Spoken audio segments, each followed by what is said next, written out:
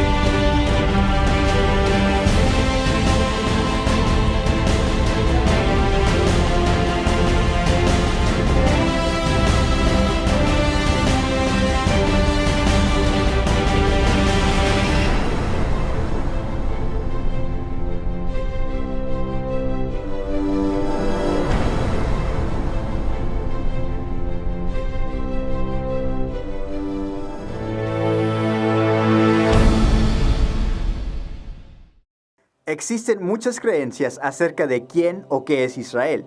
Muchos dirían que es un pequeño país en el Medio Oriente.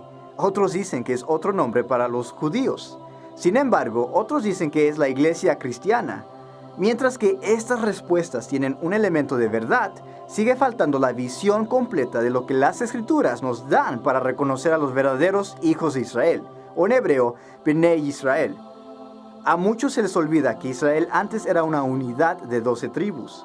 Luego Israel se dividió en dos partes, con un reino al norte y uno al sur. Y desde entonces Israel nunca volvió a hacer lo mismo. De hecho, después de algún tiempo, estos dos reinos fueron expulsados de sus tierras y llevados al cautiverio.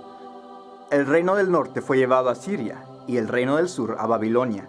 Entonces, solo el reino del sur, lo que quedaba, volvió a su tierra. Las Escrituras definen el reino del norte como la casa de Israel, Efraín o casa de José, y el reino del sur como la casa de Judá. Sin embargo, a veces la casa de Israel o simplemente Israel se puede referir a ambos. Al leer las Escrituras acerca de la casa de Israel o la casa de Judá, simplemente asumimos que es en referencia a todas las 12 tribus de Israel. Pero las Escrituras son muy claras a distinguir estas divisiones de Israel como dos entidades separadas, reinos o naciones. Sin embargo, la promesa para todo Israel es que sea un solo reino como lo fue desde el principio. La pregunta es, ¿cómo, cuándo y qué relación tiene todo esto con nosotros hasta el día de hoy? Más de lo que te puedes imaginar. Jeremías 30. La palabra de Yahweh vino a Jeremías. Así dice Yahweh, Elohim de Israel. Escribe en un libro todas las palabras que te he dicho, porque vienen días, afirma Yahweh, cuando yo haré volver del cautiverio a mi pueblo Israel y Judá, y los traeré a la tierra que di a sus antepasados, y la poseerán, afirma Yahweh. La expectativa de cada discípulo del Mesías Yahshua es ver el reino de Israel restaurado como lo fue en un principio y aún con mayor grandeza. Cuando uno llega a entender la verdadera identidad de Israel, uno llega a entender más riquezas de las buenas nuevas. Incluso las ilustraciones como la del hijo pródigo revelarán lo que se ha perdido durante todos estos años, tal como los dos palos que se citan en Ezequiel 37. Antes de comenzar a examinar este tema sobre la división de Israel en las Escrituras, veamos un versículo en Isaías capítulo 1. Venid luego, dice Yahweh, y estemos a cuenta. Si vuestros pecados fueren como la grana, como la nieve serán emblanquecidos. Si fueren rojos como el carmesí, vendrán a ser como blanca lana. Ahora hágase esta pregunta. ¿Estoy dispuesto a razonar con las Escrituras o estoy queriendo debatir mi punto de vista? Es importante tener una respuesta a esta pregunta ahora. ¿Está dispuesto a examinar las Escrituras a pesar de que podrían desacreditar su creencia actual sobre este tema? ¿Está dispuesto a investigar sobre algo que ha creído durante años y podría no ser cierto? Esto es difícil, especialmente para los pastores, pero es algo que necesita ser corregido. Durante los primeros días de los tiempos del Nuevo Testamento, solamente existía el Antiguo Testamento. Así que cuando el Nuevo Testamento se estaba escribiendo, solo tenían una fuente para explicarse. Una de las fuentes para dar las definiciones de las palabras y frases que estaban usando. Una fuente para poner a prueba todo lo que se estaba escribiendo. El Antiguo Testamento. Igual que los de Berea, ellos examinaron todo lo que Pablo dijo acerca de las Escrituras. Nosotros necesitamos hacer lo mismo con nuestras creencias.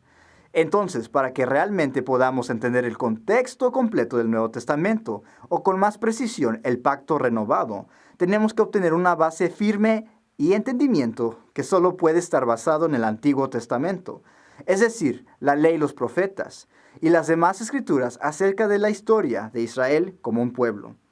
El Antiguo Testamento nos sirve como mapa y nos guía a través de todo lo que se vino a llamar el Nuevo Testamento, y lo que aún está por venir. Si nos aferramos a algo que no se alinea con la ley de los profetas, entonces estamos diciendo que la palabra de Yahweh se contradice y se nota que estamos fuera del mapa, yendo en nuestra propia dirección. Y para comprender mejor por qué y cómo el tema de Israel dividido es tan relevante para nosotros hoy en día, vamos a comenzar con Abraham, al que llamamos el padre de la fe. Comenzando con Abraham, empezaremos con un poco de historia a través de las Escrituras para mostrarnos cómo es que llegamos aquí hoy en día. Al hacer esto vamos a entender mejor lo que nos espera a nosotros en el futuro. Elohim le dijo a Abraham, «De cierto te bendeciré, y multiplicaré tu descendencia como las estrellas del cielo, y como la arena que está a la orilla del mar». Aquí vemos que los descendientes de Abraham serán tan numerosos como las estrellas del cielo. Piensa en lo grandioso que es eso. Los descendientes de Abraham serán tan numerosos como las estrellas del cielo. Sigamos adelante con lo que se le prometió a Isaac. Isaac fue el segundo hijo de Abraham. Sin embargo, él recibió la bendición del primogénito. Elohim le dijo a Isaac, «Multiplicaré tu descendencia como las estrellas del cielo, y daré a tu descendencia todas estas tierras, y todas las naciones de la tierra serán benditas en tu simiente. Por cuanto oyó Abraham mi voz, y guardó mi precepto, mis mandamientos, mis estatutos y mis leyes». Vemos la misma promesa dada a Isaac como a Abraham. Ahora sigamos adelante con el hijo de Isaac, Jacob. Jacob era el segundo hijo, sin embargo, recibió la bendición del primogénito. Yahweh le dijo a Jacob, «Y he aquí, Yahweh estaba en lo alto de ella, el cual dijo, Yo soy Yahweh, el Todopoderoso de Abraham tu padre, y el Elohim de Isaac. La tierra en que estás acostado te la daré a ti y a tu descendencia. Será tu descendencia como el polvo de la tierra, y te extenderás al occidente, al oriente, al norte y al sur. Y todas las familias de la tierra serán benditas en ti y en tu simiente. He aquí, yo estoy contigo, y te guardaré por donde quiera que fueres, y volveré a traerte a esta tierra, porque no te dejaré hasta que haya hecho lo que te he dicho». Una vez más vemos la misma promesa continuando en la línea de Abraham. Y vemos aquí en este texto que Jacob comenzó en la tierra de Canaán. Él y todos sus hijos primero vivieron en Canaán, y el nombre de Jacob fue cambiado a Israel. Y le dijo Elohim, «Tu nombre es Jacob, no se llamará más tu nombre Jacob, sino Israel será tu nombre». Y llamó su nombre Israel. Israel significa el que lucha con Elohim, pero no luchando con Elohim en el sentido de oponerse a Elohim, sino más bien el que se esfuerza con Elohim. Fue a través de los 12 hijos de Israel que la promesa dada a su padre Isaac y abuelo Abraham comenzó a cumplirse. Los 12 hijos de Israel son Rubén, que significa mira un hijo, Simeón, que significa escuchar, Leví, que significa unido, Judá, alabanza de Yahweh. Zebulón, morada. Isaacar, recompensa. Dan, él juzgó. Gad, fortuna. Aser, felicidad. Neftalí, mi lucha. José, añadir. Benjamín, hijo de mi mano derecha. Debido a una hambruna, Israel se mueve con toda su familia de la tierra de Canaán a la tierra de Gosén en las afueras de Egipto. Es aquí en donde Israel bendice a los hijos de José. Israel incluso declara que los hijos de José deben ser tratados como los de él. Y ahora tus dos hijos, Efraín y Manaseses, que te nacieron en la tierra de Egipto, antes que viniese a ti a la tierra de Egipto, míos son, como Rubén y Simeón serán míos. Al bendecir los dos muchachos, la primera bendición pasa hacia el segundo hijo Efraín y no al primero, Manaseses. Pero viendo José que su padre ponía la mano derecha sobre la cabeza de Efraín, le causó esto disgusto y tomó la mano de su padre para cambiarla de la cabeza de Efraín a la cabeza de Manaseses. Y dijo José a su padre: así no, padre mío, porque este es el primogénito. Pon tu mano derecha sobre su cabeza. Mas su padre no quiso y dijo: lo sé, hijo mío, lo sé. También él vendrá a ser un pueblo y será también engrandecido. Pero su hermano menor será más grande que él, y su descendencia formará multitud de naciones. Aquí es donde las cosas empiezan a ponerse muy interesantes. Israel dice que Efraín se convertirá en una multitud de naciones. En hebreo, multitud de naciones es Melo Hagoyim, que significa la plenitud de las naciones. En el griego, naciones significa gentiles, y gentil simplemente significa de las naciones, o no de la nación Israel. Así que, aunque Efraín recibió la bendición del primogénito, fue profetizado también que él sería la plenitud de aquellos que no pertenecen al Padre. Cubriremos eso un poco más adelante. Durante su estancia en Egipto, los israelitas siguieron aumentando. Así habitó Israel en la tierra de Egipto, en la tierra de Gosén, y tomaron posesión de ella, y se aumentaron y se multiplicaron en gran manera. Y después de que murió José, fueron esclavizados. Entre tanto se levantó sobre Egipto un nuevo rey que no conocía a José, y dijo a su pueblo: he aquí, el pueblo de los hijos de Israel es mayor y más fuerte que nosotros. Ahora pues, seamos sabios para con él, para que no se multiplique y acontezca que viniendo guerra, él también se una a nuestros enemigos y pelee contra nosotros, y se vaya de la tierra. Entonces pusieron sobre ellos comisarios de tributos que los molestasen con sus cargas, y edificaron para Faraón las ciudades de Almacenaje, Pitón y Ramesés. El resto del libro de Éxodo detalla cómo Yahweh libera a su pueblo de Egipto a través de Moisés y utiliza a Moisés para guiarlos. La ley fue dada en forma escrita durante este tiempo en el monte de Sinaí a su pueblo, siendo todas las 12 tribus de Israel, y los extranjeros que se habían unido a ellos. Sin embargo, ellos se rebelaron contra Yahweh y tampoco tuvieron fe para tomar la tierra prometida. Por lo tanto, no se les permitió entrar a la tierra. Entonces Yahweh dijo: yo lo he perdonado conforme a tu dicho. Mas tan ciertamente como vivo yo, y mi gloria llena toda la tierra, todos los que vieron mi gloria y mis señales que he hecho en Egipto y en el desierto, y me han tentado ya 10 veces, y no han oído mi voz, no verán la tierra de la cual juré a sus padres. No, ninguno de los que me han irritado la verá. Solamente los niños de esta generación eran los que iban a entrar a la tierra prometida bajo Josué. Y justo antes de entrar a la tierra prometida, vemos que el Padre agrega un nuevo pacto que se le había dado a la generación anterior. Pero ¿de qué se trata este nuevo pacto?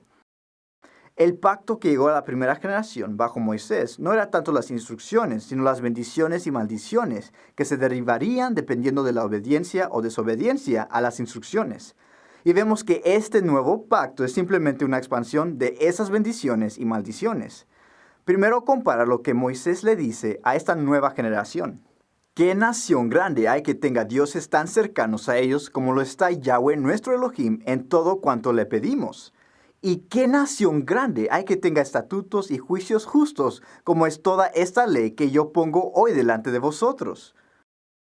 En este mismo capítulo, él da un breve resumen del pacto agregado que se les da. Veamos. Si después de haber engendrado hijos y nietos y de haber pasado su vida en la tierra, llegan ustedes a corromperse y hacerse esculturas o imágenes de alguna cosa, y hacen enojar a Yahweh su Elohim por hacer lo malo delante de sus ojos, pongo hoy por testigos al cielo y a la tierra de que muy pronto ustedes serán totalmente borrados la tierra, por lo cual cruzan el Jordán para tomar posesión de ella. Yahweh los esparcirá entre los pueblos, y un reducido número de ustedes quedará entre las naciones a las cuales Yahweh los lleva. Hacia el final de Deuteronomio lo vemos dando un resumen de las bendiciones. Y dice así: acontecerá que si oyeres atentamente la voz de Yahweh tu Elohim, para guardar y poner por obra todos sus mandamientos que yo te prescribo hoy, también Yahweh tu Elohim te exaltará sobre todas las naciones de la tierra. Y vendrán sobre ti todas estas bendiciones, y te alcanzarán, si oyeres la voz de Yahweh tu Elohim. Después de presentar las bendiciones que vendrían a causa de la obediencia, luego presenta las maldiciones que vendrían como resultado de la desobediencia. Pero acontecerá si no oyeres la voz de Yahweh tu Elohim, para procurar cumplir todos sus mandamientos y sus estatutos que yo te mando hoy, vendrán sobre ti todas estas maldiciones y te alcanzarán. Luego explica cómo esto es un pacto añadido con ellos.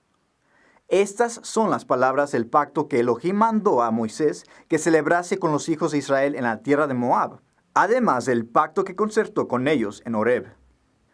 Entonces vemos que se trataba de un pacto que fue añadido al pacto anterior. No está anulando el pacto anterior, solo añadiendo uno nuevo junto al otro. Es por eso que en Efesios 2 dice pactos, plural. Y como parte de la maldición de este nuevo pacto, vemos que el Padre declara que literalmente extenderá su pueblo a las naciones, si deciden desobedecer. Yahweh te llevará a ti y al rey que hayas puesto para que te gobierne, a una nación que ni tú ni tus padres conocieron, y allá servirás a dioses ajenos de palo y de piedra. Serás motivo de horror y objeto de comentarios y de burlas de todos los pueblos a donde Yahweh te lleve. Sin embargo, inmediatamente después menciona qué sucederá cuando ellos decidan regresar a los caminos de Yahweh.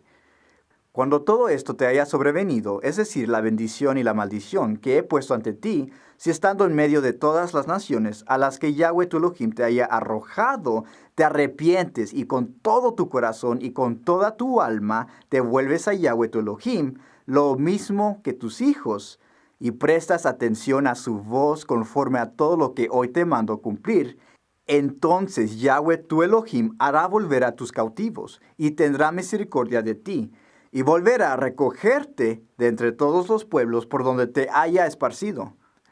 Aun cuando tus desterrados se encuentren en los lugares más remotos que hay debajo del cielo, de ahí te tomará y te recogerá Yahweh tu Elohim.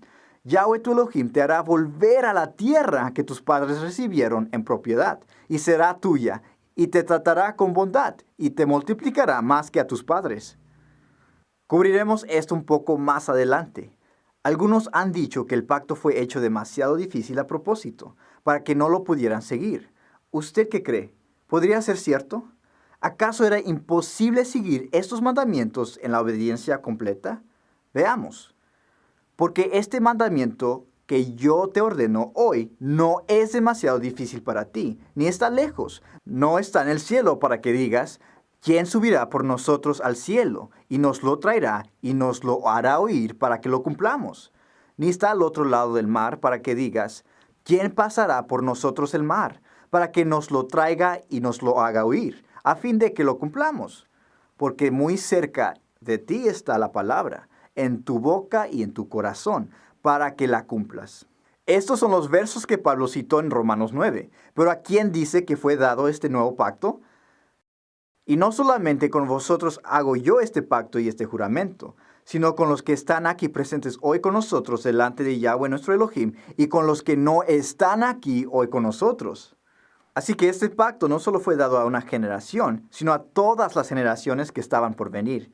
Y después de recibir este pacto adicional, los israelitas comenzaron a tomar de nuevo la tierra de Canaán, y finalmente quisieron que un rey los gobernase. Primero fue Saúl, segundo David y después Salomón.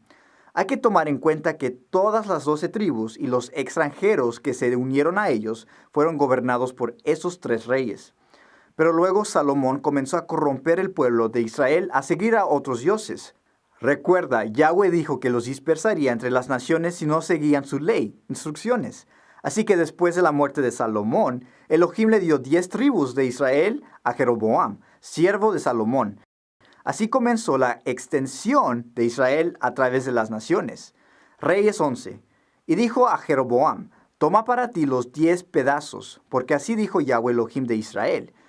He aquí que yo rompo el reino de la mano de Salomón, y a ti te daré 10 tribus, y él tendrá una tribu por amor a David mi siervo, y por amor a Jerusalén, ciudad que yo he elegido de todas las tribus de Israel, por cuanto me han dejado, y han adorado a Astoret, diosa de los Sidonios, a Chemos, dios de Moab, y a Moloc, dios de los hijos de Amón, y no han andado en mis caminos para hacer lo recto delante de mis ojos, y mis estatutos y mis decretos, como hizo David su padre. A Jeroboam se le dieron 10 tribus de Israel. Es interesante notar que Jeroboam era de la tribu de Efraín. También Jeroboam, hijo de Nabat, efrateo de Sereda, siervo de Salomón, cuya madre se llamaba Serúa, la cual era viuda, alzó su mano contra el rey.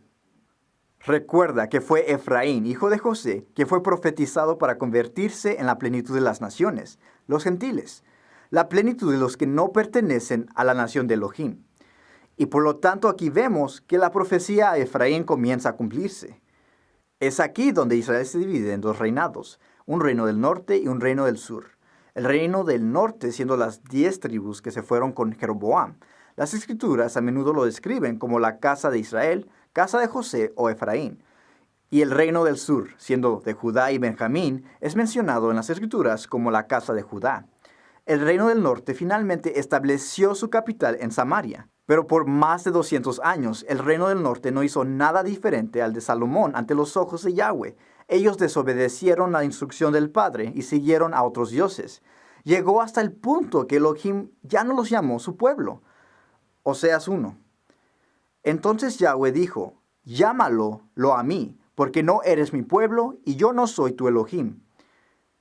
En el año 721 a.C., Elohim hizo que Asiria conquistara Samaria y tomara el reino del norte cautivo a Asiria.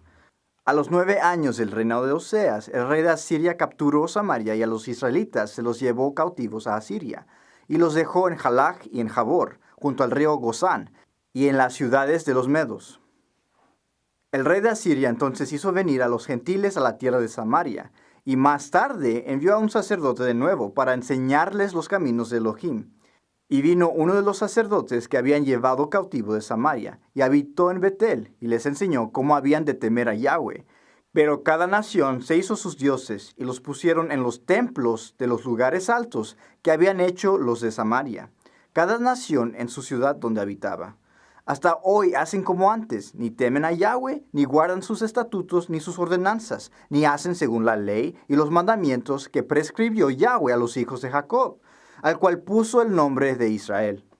El Eterno le advirtió a Israel justo antes de cruzar el Jordán, con el pacto añadido, que esto sucedería si no obedecían, pero ignoraron el pacto de Elohim que dice, Yahweh te llevará a ti y al rey que hubieres puesto sobre ti, a nación que no conociste tú ni tus padres, y allá servirás a dioses ajenos, al palo y a la piedra, y serás motivo de horror, y servirás de refrán y de burla a todos los pueblos a los cuales te llevará Yahweh. Y ahora vemos que en el año 721 a.C., esas escrituras en Deuteronomio empiezan a desarrollarse como un pueblo que ya no es un pueblo, sino se convirtieron en gentiles. Incluso Isaías dijo, ciertamente, la cabeza de Siria es Damasco, y la cabeza de Damasco es Rezín. Pero dentro de 75 años, Efraín será destruido y dejará de ser pueblo. Ya no eran un pueblo, ya no eran el pueblo de Yahweh. Entonces, al enviar el reino del norte a Asiria, Elohim declaró que se divorció de ellos a través del profeta Jeremías. Ella vio que por haber fornicado la rebelde Israel, yo le había despedido y dado carta de repudio. Recordemos que la razón por la que Elohim se divorció de las 10 tribus del reino del norte fue porque endurecieron sus corazones y rechazaron la ley de Moisés. Como resultado de este divorcio, realmente ya no eran Israel, su pueblo, sino que se convirtieron en extranjeros para él. Y de ahí en adelante Israel solamente es conocido como la casa de Judá. el reino del norte ya no era Israel. Solo el reino del sur de Judá podría llamársele Israel. Y en todo esto vemos el desarrollo de lo que se había hablado a través de Jacob hace más de 1100 años acerca del hijo de José, que fue Efraín. En medio de la agitación en el reino del norte, se podría pensar que Judá habría aprendido la lección, pero no fue así. En la última mitad, en Jeremías 3:8, dice: «Pero no tuvo temor la rebelde Judá su hermana, sino que también fue ella y fornicó». Segunda Reyes 17. Yahweh, por tanto, se enojó en gran manera contra Israel, y los quitó de delante de su rostro, y no quedó sino solo la tribu de Judá. Mas ni aun Judá guardó los mandamientos de Yahweh su Elohim, sino que anduvieron en los estatutos de Israel, los cuales habían hecho ellos. Desde que el reino de Judá no aprendió lo que le pasó al reino del norte, fue mucho después que fueron tomados en cautiverio, solo que fueron llevados a Babilonia. He aquí vienen días en que todo lo que está en tu casa y todo lo que tus padres han atesorado hasta hoy será llevado a Babilonia, sin quedar nada, dijo Yahweh. Segunda de Reyes 24. Vino pues la ira de Yahweh contra Jerusalén y Judá, hasta que los echó de su presencia. Jerusalén y el primer templo ha sido destruido, y el pueblo de Judá es llevado cautivo a Babilonia en el año 586 a.C., aproximadamente. Las Escrituras nos dicen que sería por 70 años el cautiverio, de acuerdo a Daniel 9:2 y Jeremías 29:10. Y encontramos 70 años después que el regreso se registra en el libro de Nehemías y Esdras. En este tiempo es donde en realidad podemos ver algunos de los que el rey de Asiria envió a vivir en Samaria. Oyendo los enemigos de Judá y de Benjamín que los venidos de la cautividad edificaban el templo de Yahweh, Elohim de Israel, vinieron a Zorobabel y a los jefes de casas paternas, y les dijeron: «Edificaremos con vosotros, porque como vosotros buscamos a vuestro Elohim, y a él ofrecemos sacrificios desde los días de Esar-Adón, rey de Asiria, que nos hizo venir aquí». Zorobabel, Jesúa y los demás jefes de casas paternas de Israel dijeron: «No nos conviene edificar con vosotros casa a nuestro Elohim, sino que nosotros solos la edificaremos a Yahweh Elohim de Israel, como nos mandó el rey Ciro, rey de Persia». Estos eran los antepasados de los samaritanos del día del Mesías. Esto debería mostrar algo de luz sobre por qué los de Judá estaban en desacuerdo con los de Samaria durante el tiempo del Mashiach. Así que, aunque Judá volvió, pronto comenzaron a añadir sus propias leyes, que más tarde se conocerían como el Talmud. Judá tenía toda la intención de volver a Elohim y su ley. Cuando regresaron a la tierra de Judá, Judá terminó añadiendo barreras a la ley de Elohim con el fin de evitar pecar de nuevo. Lo hicieron porque estaban tan preocupados de violar la ley de Yahweh que hicieron mandamientos adicionales alrededor de los mandamientos del Padre para asegurarse que nunca estuvieron cerca de quebrantar la ley. De hecho, vemos que esta mentalidad comenzó durante el regreso de Judá en el libro de Nehemías. En aquellos días vi en Judá a algunos que pisaban en lagares en el día de reposo, y que acarreaban haces, y cargaban asnos con vino, y también de uvas, de higos y toda suerte de carga, y que traían a Jerusalén en día de reposo. Y los amonesté acerca del día en que vendían las provisiones. También había en la ciudad tirios que traían pescado y toda mercadería, y vendían en el día de reposo a los hijos de Judá en Jerusalén. Y reprendí a los señores de Judá y les dije: «¿Qué mala cosa es esta que vosotros hacéis, profanando así el día de reposo? ¿No hicieron así vuestros padres, y trajo nuestro Elohim todo este mal sobre nosotros y sobre esta ciudad? ¿Y vosotros añadís ira sobre Israel profanando el día de reposo?» Sucedió pues que cuando iba oscureciendo a las puertas de Jerusalén antes del día de reposo, dije que se cerrasen las puertas, y ordené que no las abriesen hasta después del día de reposo, y puse a las puertas a algunos de mis criados, para que en el día de reposo no introdujeran carga. Sin embargo, esa mentalidad eventualmente creció y la ley del hombre fue elevada igual o incluso superior a la ley de Elohim. Hasta podemos atestiguar cómo algunos de los rabinos elevan sus decretos más alto que los mandamientos de Elohim en el Talmud, que se originó a partir de la ley oral de los judíos. Considere lo siguiente: «Hijo mío, ten cuidado con los decretos del rabino, incluso más que la Torá. La Torá contiene prohibiciones, pero cualquiera que viole un decreto rabínico merece la pena de muerte. Y si hay 1000 profetas, todos ellos de la talla de Elías y Eliseo, dando una cierta interpretación, y 1,001 rabinos, no conforme a los 1,000 profetas. Dios no nos permite aprender de los profetas, solo de los rabinos, que son hombres de la lógica y de la razón. Así que lo que comenzó con un buen motivo y intención, para no quebrantar la ley de Elohim, se convirtió en la desobediencia a la ley de Elohim. Cuidarás de hacer todo lo que yo te mando, no añadirás a ello, ni de ello quitarás. Aunque Judá tenía la ley de Elohim en oposición al reino del norte, con el tiempo crearon su propia ley en igual o mayor valor. Es por eso que Yeshua reprendió a los fariseos en la siguiente cuenta de Marcos.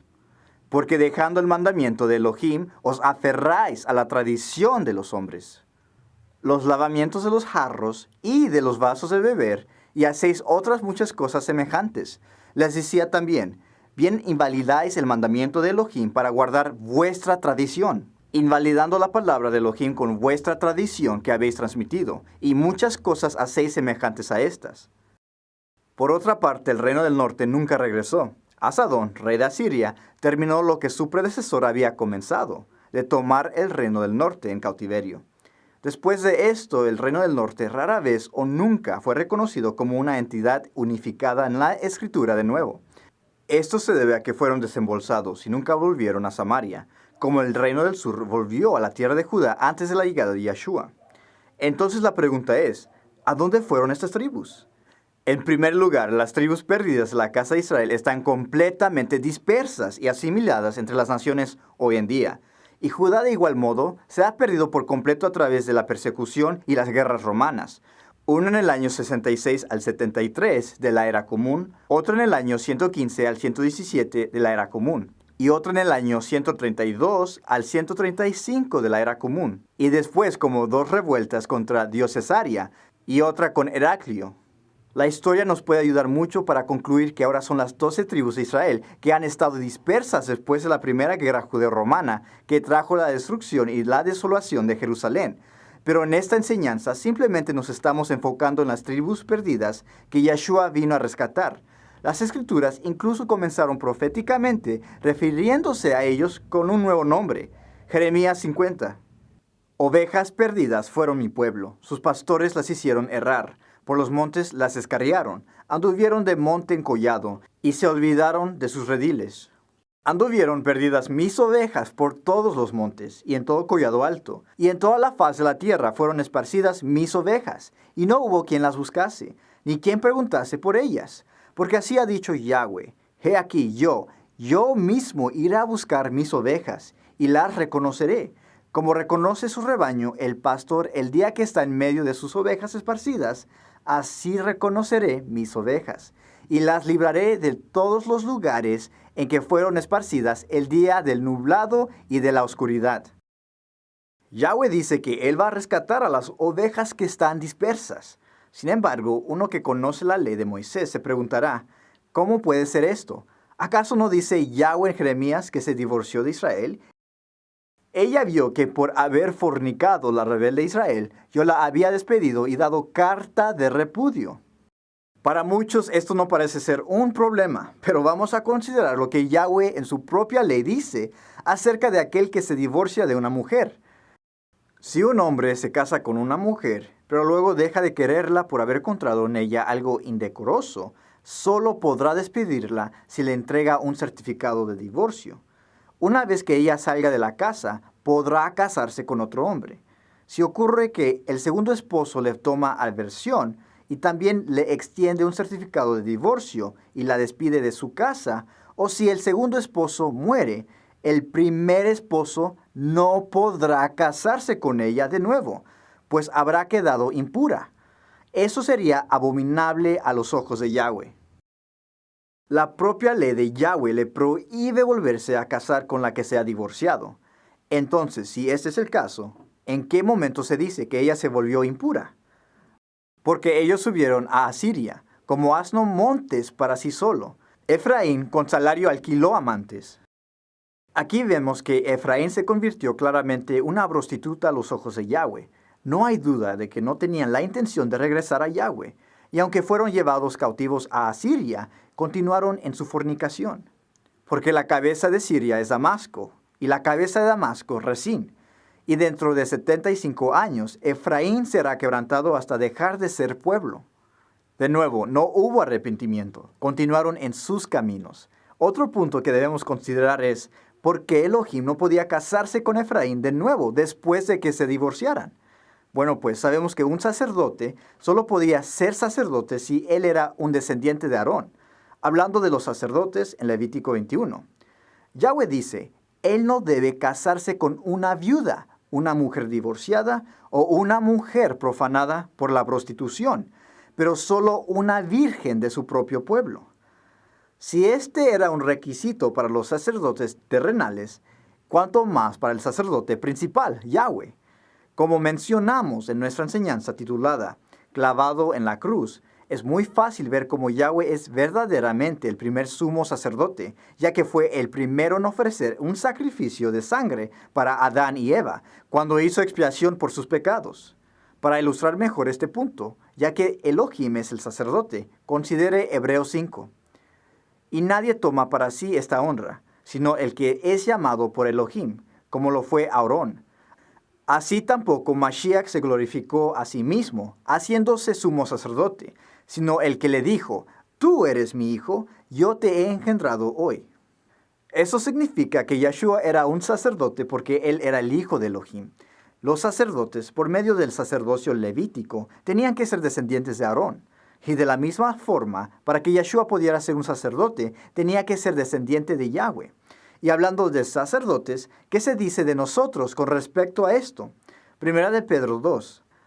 Acercándoos a él, piedra viva, desechada ciertamente por los hombres, mas para Dios escogida y preciosa. Vosotros también, como piedras vivas, sed edificados como casa espiritual y sacerdocio santo, para ofrecer sacrificios espirituales aceptables a Dios por medio de Yeshua. Bienaventurado y santo el que tiene parte en la primera resurrección. La segunda muerte no tiene potestad sobre estos, sino que serán sacerdotes de Elohim y de Mashiach, y reinarán con él 1000 años. Entonces, ¿por qué vamos a ser considerados sacerdotes? Porque vamos a ser adoptados como hijos, por Elohim, el primer sumo sacerdote. Veamos. Romanos 8. Y no solo ella, sino que también nosotros mismos, que tenemos las primicias del Espíritu, nosotros también gemimos dentro de nosotros mismos, esperando la adopción, la redención de nuestro cuerpo. Y Romanos 9:4. ¿Qué son israelitas? De los cuales son la adopción, la gloria, el pacto, la promulgación de la ley, el culto y las promesas. Ahora, ¿qué tal Efesios 1:5? En amor habiéndonos predestinado para ser adoptados hijos suyos por medio de Yeshua el Mesías, según el puro afecto de su voluntad. Es claro que somos adoptados como hijos de Yahweh. Por lo tanto, Dios no puede traer de vuelta a Efraín. Yahweh, como un sacerdote, no romperá su propia ley porque de acuerdo a la ley, Efraín no puede regresar aunque sea el anhelo del primer esposo. Como dice Levítico 21, no tomará viuda, ni repudiada, ni infame, ni ramera, sino tomará de su pueblo una virgen por mujer. Pero hay algo interesante. En las Escrituras vemos que la intención del Padre es traer de vuelta a Efraín. Ezequiel 34. Yo apacentaré mis ovejas, y yo les daré aprisco, dice Yahweh. Miqueas 2:12. De cierto te juntaré todo, oh Jacob, recogeré ciertamente el resto de Israel. Lo reuniré como ovejas de Bosra, como rebaño en medio de su aprisco. Harán estruendo por la multitud de hombres. Esto era un gran misterio para todos los profetas y maestros de la ley de cómo podía volverse a casar con la misma que se hizo impura después de ser divorciada por Yahweh. Elohim no puede quebrantar las leyes tan rectas que definen su propia justicia. Quebrantar la ley de Elohim es pecado. Yahweh no puede pecar. ¿Cómo puede casarse de nuevo con las ovejas perdidas de Israel sin romper su propia ley? O sea, sin pecar. Ahora estás entendiendo el gran misterio del Evangelio, del cual Pablo escribió. La forma en que Elohim iba a lograr esto estaba oculto a su pueblo durante mucho tiempo. Mucha gente ni siquiera entiende las enseñanzas de Pablo sobre este tema hoy en día. ¿Cómo podría Elohim volverse a casar con la que se divorció si ella misma se unió a otros amantes? Yahweh dijo que era abominable para él mismo.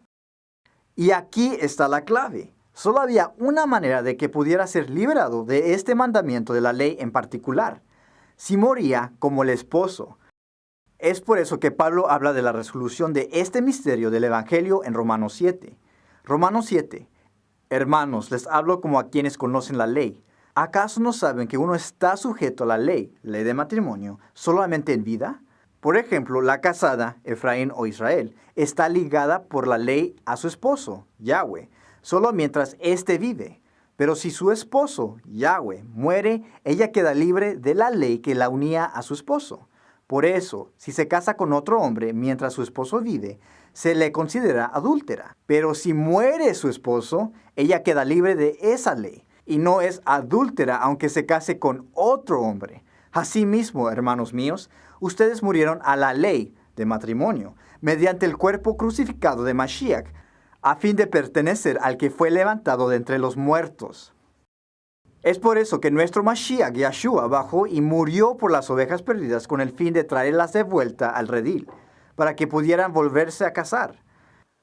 El celo que siento por ustedes proviene de Elohim, pues los tengo prometidos a un solo esposo, que es Mashiach, para presentárselos como una virgen pura. Pero me temo que, así como la serpiente con su astucia engañó a Eva, los pensamientos de ustedes sean desviados de un compromiso puro y sincero con Mashiach. Claramente, todo esto se trata de un pacto matrimonial entre Yahweh y su pueblo Israel. Yeshua vino como la palabra viviente para morir en nuestro lugar.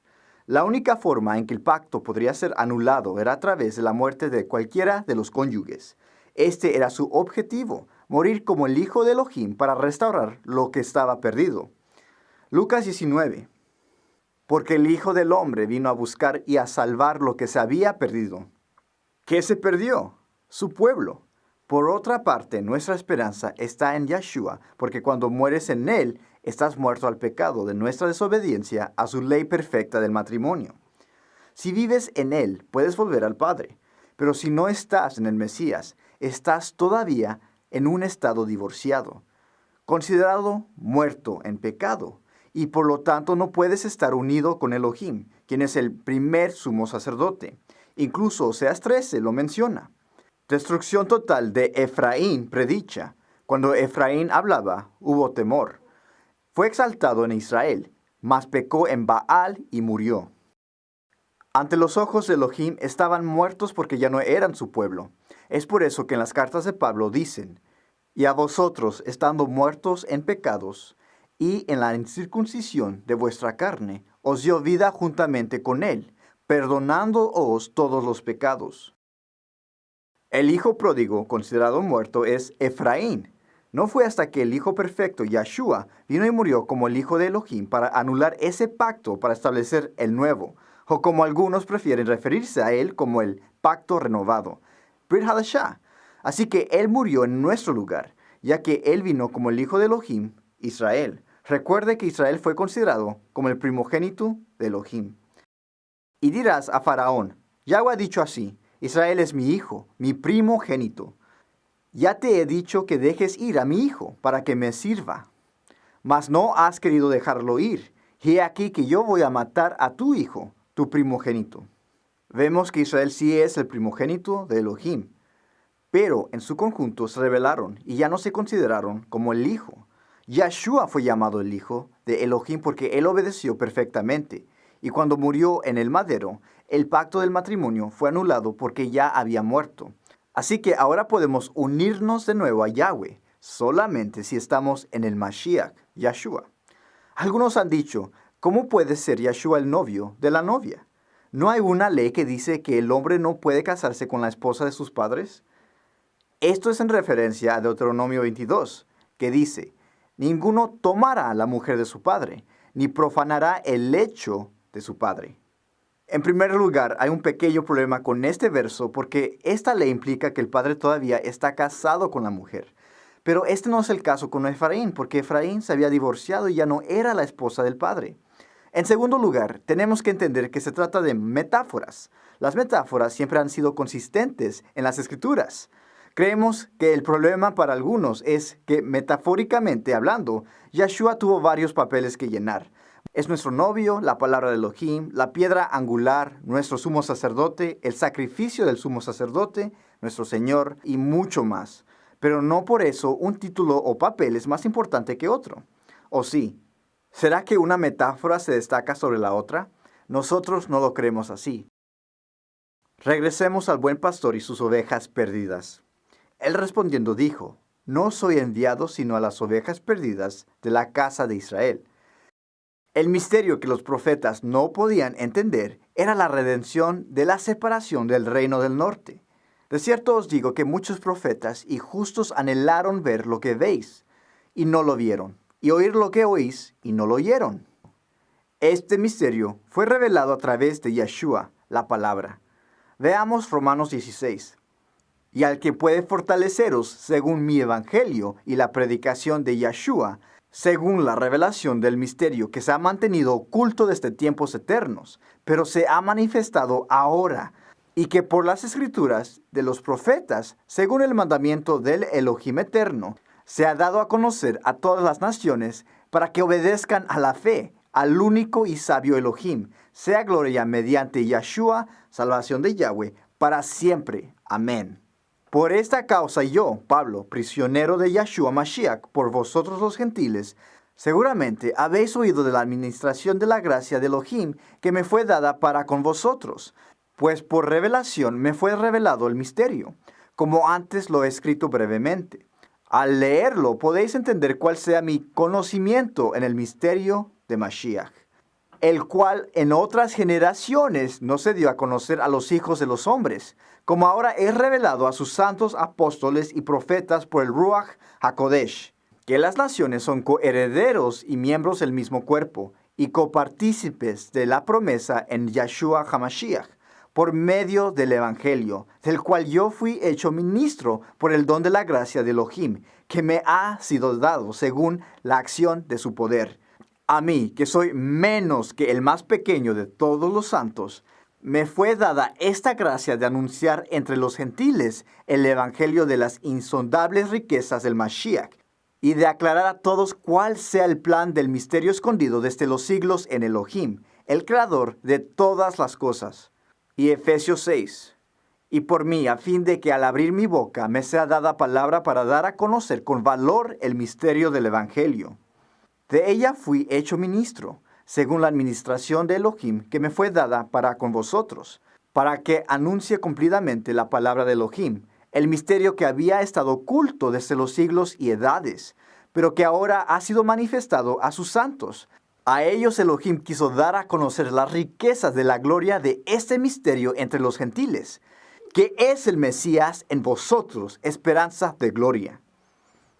Ahora puedes entender mejor las cartas de Pablo. Ya ves, si descartas la ley de Moisés, también estás descartando el conocimiento del Evangelio.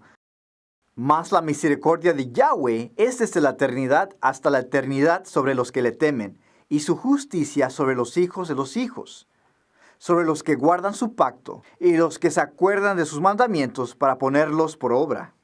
Isaías 24:5. Y la tierra se contaminó bajo sus moradores, porque traspasaron las leyes, falsearon el derecho, quebrantaron el pacto sempiterno. Ya no hay que estar tristes. Pronto llegará el Mesías para reinar sobre la tierra por 1000 años, para restaurar todas las cosas, para que podamos cumplir todos los decretos, leyes y estatutos del pacto. Es interesante que durante la época de Mashiach los judíos vivían en la tierra de Judea, pero aún había otros que vivían en otras naciones. Entonces los judíos dijeron entre sí, ¿a dónde se irá este, que no le hallemos? ¿Se irá a los dispersos entre los griegos y enseñará a los griegos? Estos son los que harían su peregrinación para los días de fiesta, como lo vemos en Hechos 2. Moraban entonces en Jerusalén judíos, varones piadosos, de todas las naciones bajo el cielo.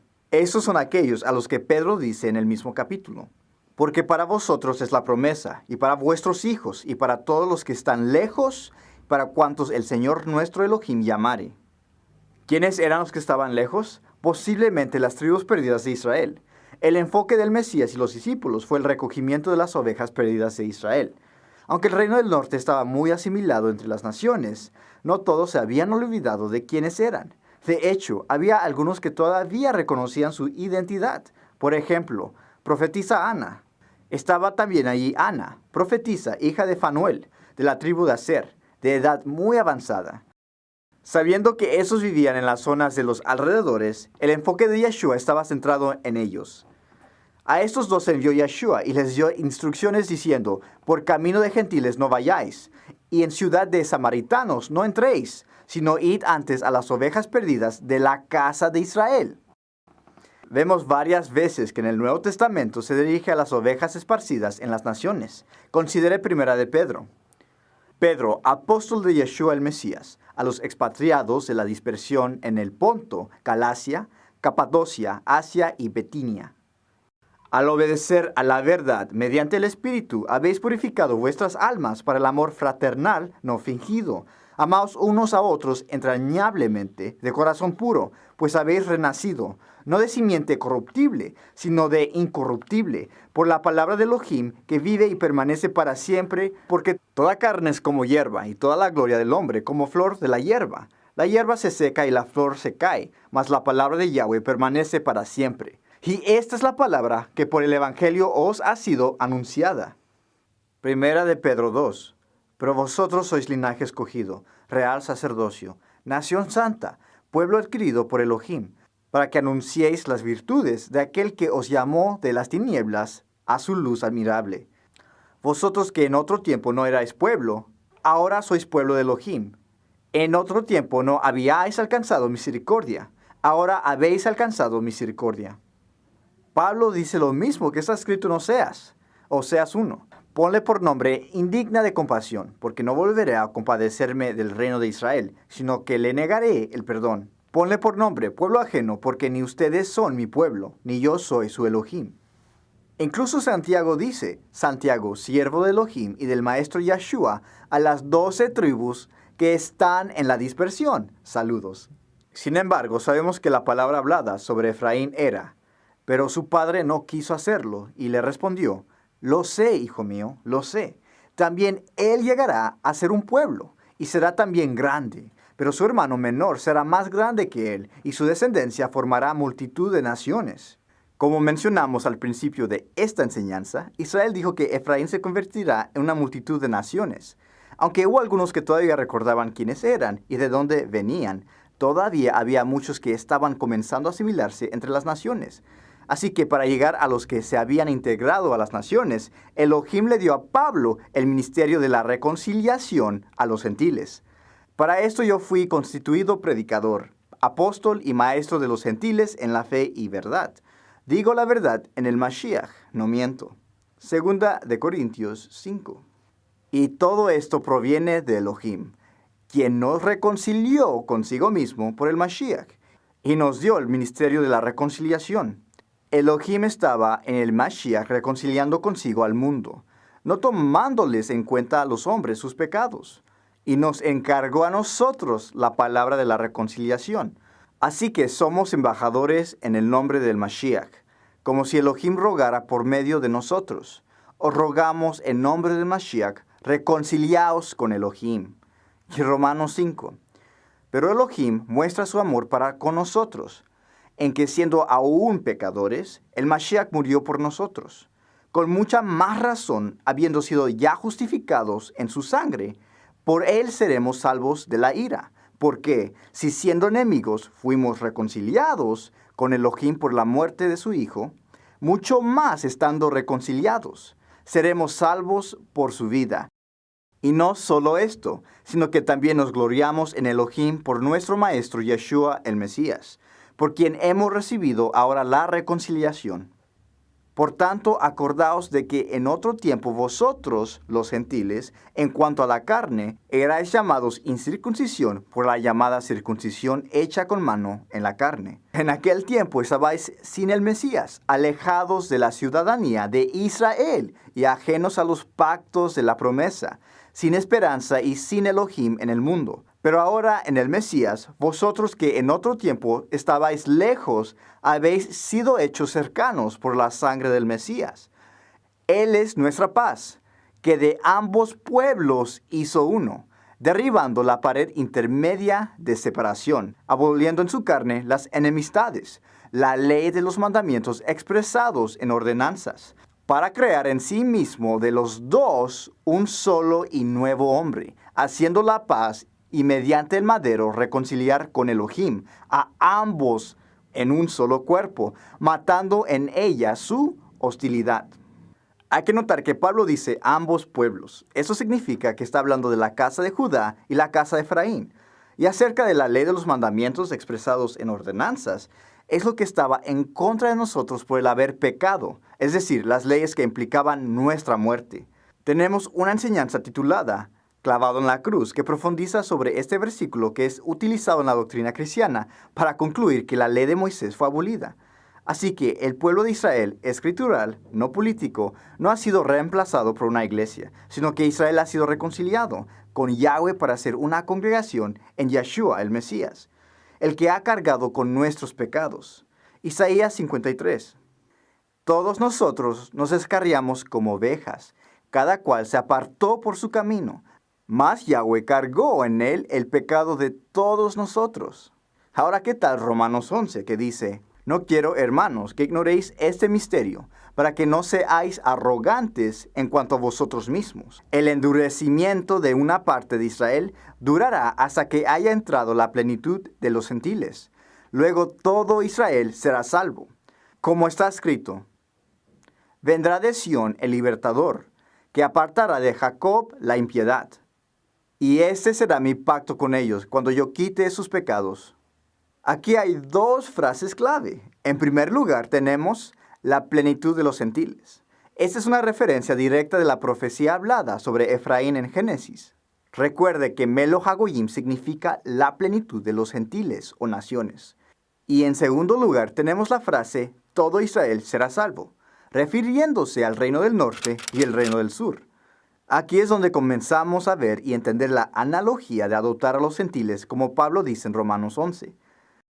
Ahora pregunto, ¿acaso tropezaron para no volver a levantarse? De ninguna manera.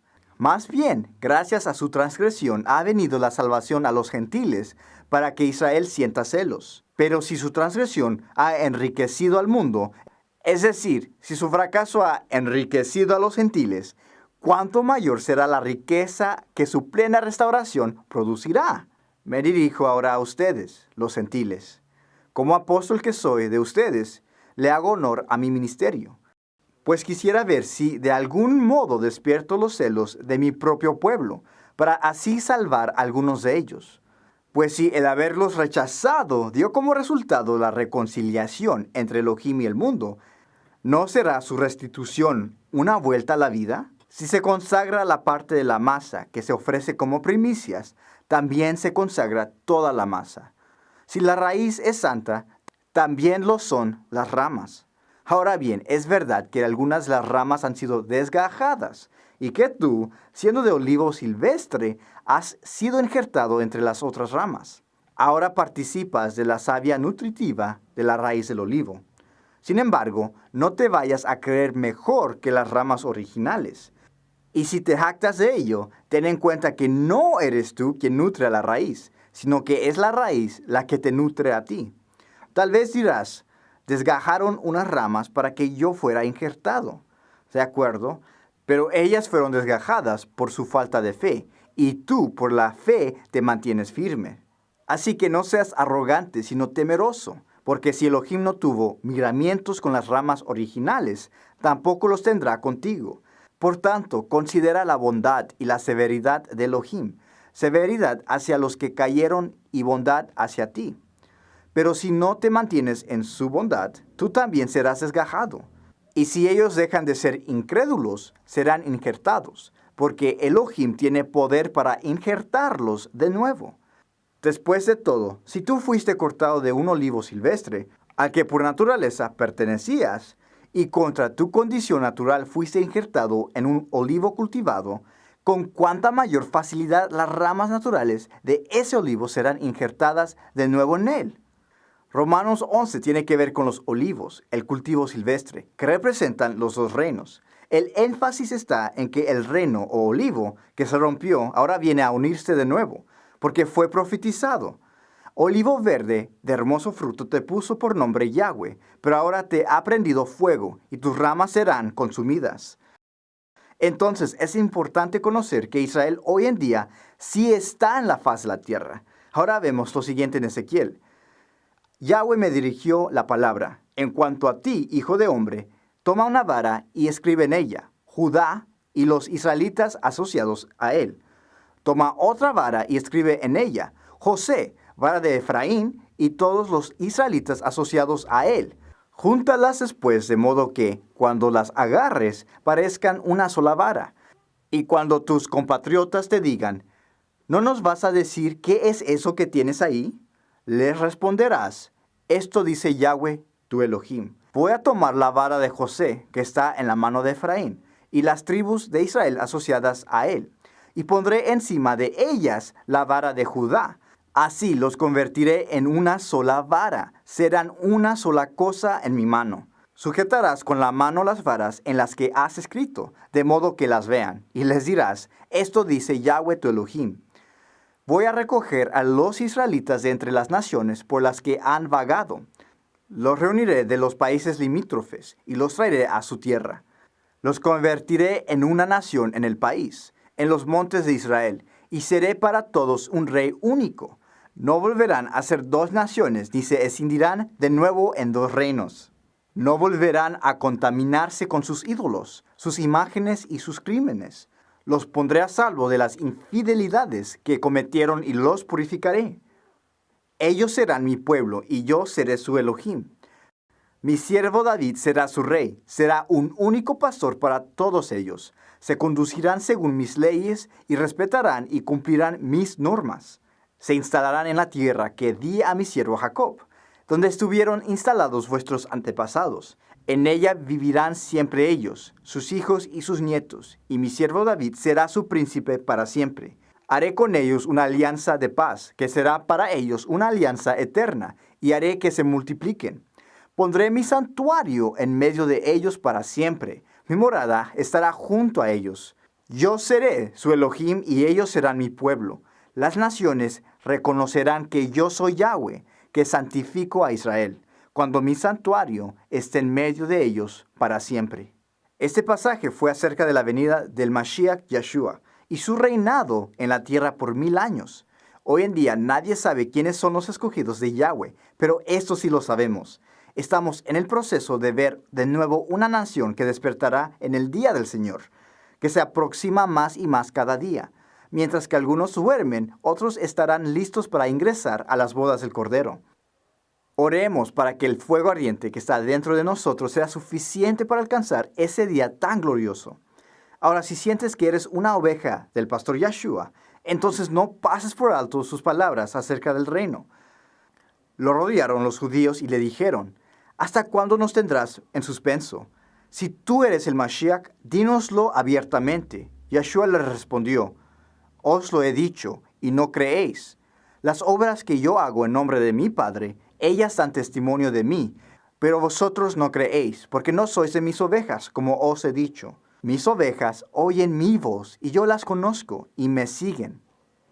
Una vez más, el enfoque del Mesías era traer su reino de nuevo junto como uno. No solo juntos como una unión, pero en obediencia al Padre. Realmente no importa de qué tribu uno puede ser, o si no tienes herencia hebrea en absoluto. Cualquiera puede ser injertado en el pueblo del Todopoderoso Yahweh. E incluso el propósito de la ley de Moisés, la Torá, era de alcanzar a las naciones y ser una luz para ellos. ¿Por qué hay de creer que el ser parte de Israel y sus promesas es algo que solo se le ha concedido estrictamente a los según judíos? Este tipo de mentalidad tiene que parar porque no se sujeta a la Torá de Yahweh. Vamos a ver lo que la Torá dice acerca de los que se unieron a Israel. Éxodo 12. Ahora la multitud variada, quienes estaban entre ellos, rindió al deseo intenso. Por tanto, los niños de Israel también lloraron otra vez y dijeron, ¿quién nos dará la carne para comer? Acerca de esta multitud mezclada, Elohim dice que deben de ser igual que los hijos de Israel. Ambos deben de seguir la ley de Moisés. Números 15. Un mismo estatuto tendréis en la congregación para vosotros y para el extranjero que con vosotros viva. Será estatuto perpetuo por vuestras generaciones. Igual que vosotros, así será el extranjero delante de Yahweh. Una misma ley y un mismo decreto tendréis, vosotros y el extranjero que con vosotros viva. También considera Ruth, era una moabita, pero para ser parte de la fe, ella consideró el Elohim de Israel como su Elohim y los caminos de Elohim como sus propios caminos. Tu pueblo será mi pueblo y tu Elohim mi Elohim. Regresemos al reino de Elohim. Oseas 6. Venid y volvamos a Yahweh, pues Él nos destrozó, mas nos curará, nos hirió, mas nos vendará. Después de 2 días nos hará revivir, al tercer día nos levantará, y viviremos delante de Él. Aunque sabemos que el Mashiach hizo posible que el regreso iniciara, la restauración no se realizará totalmente hasta que estemos en el tercer día del castigo que fue dado. Ahora, ¿podemos saber dónde estamos en la gran esquema del tiempo? Nosotros creemos que sí. La tribu de Judá fue cautiva por 70 años, de acuerdo a Jeremías y Daniel. Sabiendo esto, existe un marco de tiempo dado con respecto a la cantidad de tiempo para ser desembolsados del reino del norte. Tú, hijo de hombre, tómate un adobe, ponlo delante de ti y diseña sobre él la ciudad de Jerusalén, y pondrás sitio contra ella, construirás contra ella fortaleza, sacarás contra ella baluarte, montarás delante de ella campamento, y contra ella, a su alrededor, colocarás arietes. Toma también una plancha de hierro y ponla en lugar de muro de hierro entre ti y la ciudad. Afirmarás luego tu rostro contra ella, y será en lugar de cerco y la sitiarás. Es una señal para la casa de Israel. Tú te acostarás sobre tu lado izquierdo y pondrás sobre él la maldad de la casa de Israel. El número de los días que duermas sobre él, llevarás sobre ti la maldad de ellos. Yo te he dado los años de su maldad por el número de los días, 390 días. Y así llevarás tú la maldad de la casa de Israel. Así que de acuerdo a Ezequiel, el reino del norte debería haber empezado a ser restaurado después de 390 años. Esto nos llevaría a aproximadamente el año 331 a.C. Sin embargo, la historia demuestra que nunca ocurrió. Entonces, ¿qué más nos dan las escrituras sobre esto? El libro de Levítico también abarca el castigo de la desobediencia a la ley del Padre.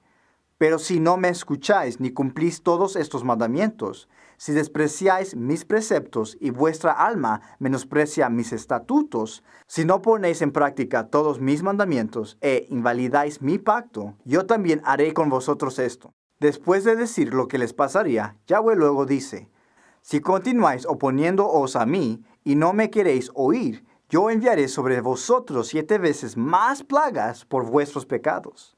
Así que el castigo que se declararía en realidad terminaría siendo 7 veces más la cantidad determinada. El castigo dado fue 390 años, como se menciona en Ezequiel 4:5. Si seguimos las escrituras tal como el libro de Levítico lo describe y multiplicamos esa cantidad por 7, nos encontramos con 2730, que es después de 2 días y en el tercero del castigo. Entonces hay que restar los 721 años antes de Cristo. Y como no hay año cero, tenemos que tomar el resto de los años para ver cuándo Yahweh comenzó a traer la profecía de Oseas 6:1 y 2 en plenitud. Esto nos lleva hasta el año 2009. Esto no es decir que un evento específico se llevaría a cabo en el año 2009 o 2010, pero sí creemos que podría ser un buen inicio para llevar a las ovejas perdidas del reino del norte de regreso a Yahweh. La cautividad y especialmente el desembolso del reino del norte no sucedió durante días, semanas o incluso meses. Pasaron años para que pudiera ser completado. Del mismo modo, el regreso de su pueblo a sus caminos tomará tiempo también. Una vez más, el trabajo del Mashiach comenzó la restauración, pero es en este tercer día que él completa la restauración. Como dice Oseas 6:2, después de 2 días nos hará revivir. Al tercer día nos levantará. La frase para que podamos vivir en su presencia no señala hacia el tiempo del milenio. Este es el mensaje que necesita ser predicado hoy, así como nos manda Yahweh en Malaquías 4. Acuérdense de la ley de mi siervo Moisés. Recuerden los preceptos y las leyes que le di en Horeb para todo Israel. Estoy por enviarles al profeta Elías antes que llegue el día de Yahweh, día grande y terrible. Él hará que los padres se reconcilien con sus hijos y los hijos con sus padres, y así no vendré a herir la tierra con destrucción total. Él irá primero delante de Yahweh con el espíritu y el poder de Elías, para reconciliar a los padres con los hijos y guiar a los desobedientes a la sabiduría de los justos. De este modo preparará un pueblo bien dispuesto para recibir a Yahweh. La pregunta es, ¿estás dispuesto para recibir la ley de Moisés? Si no, ¿estás listo para el día grande y terrible de Yahweh? Ahora regresemos a un pasaje que dijimos que íbamos a estudiar un poco más. Sucederá que cuando hayan venido sobre ti todas estas cosas, la bendición y la maldición que he puesto delante de ti, te arrepientas en medio de todas las naciones a donde te haya arrojado Yahweh tu Elohim, te conviertas a Yahweh tu Elohim y obedezcas a su voz conforme a todo lo que yo te mando hoy, tú y tus hijos, con todo tu corazón y con toda tu alma, entonces Yahweh hará volver a tus cautivos, tendrá misericordia de ti y volverá a recogerte de entre todos los pueblos donde te haya esparcido Yahweh, tu Elohim. Aunque tus desterrados estén en las partes más lejanas que hay debajo del cielo, de allí te recogerá Yahweh, tu Elohim, y de allá te tomará.